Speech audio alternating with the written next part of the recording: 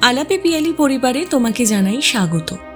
আজকে আমার উপস্থাপনা কবি মহাদেব সাহার লেখা তোমাকে ভুলতে চেয়ে আরও বেশি ভালোবেসে ফেলি।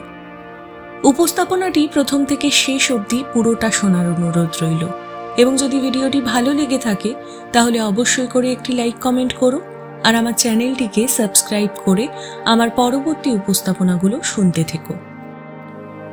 তোমাকে ভুলতে চেয়ে আরো বেশি ভালোবেসে ফেলি, তোমাকে ছাড়তে গিয়ে আরো বেশি গভীরে জড়াই। যতই তোমাকে ছেড়ে যেতে চাই দূরে, ততই তোমার হাতে বন্দি হয়ে পড়ি। তোমাকে এড়াতে গেলে এভাবেই আষ্টে পৃষ্ঠে বাঁধা পড়ে যাই, এভাবেই সম্পূর্ণ আড়ষ্ট হয়ে পড়ি। তোমাকে ছাড়াতে গেলে আরো ক্রমশ জড়িয়ে যাই আমি, আমার কিছুই আর করার থাকে না।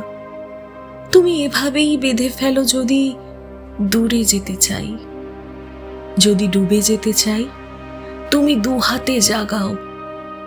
এমন সাধ্য কি আছে তোমার চোখের সামান্য আড়াল হই? দুই হাত দূরে যাই, যেখানেই যেতে চাই সেখানেই বিছিয়ে রেখেছো ডালপালা। তোমাকে কি অতিক্রম করা কখনো সম্ভব?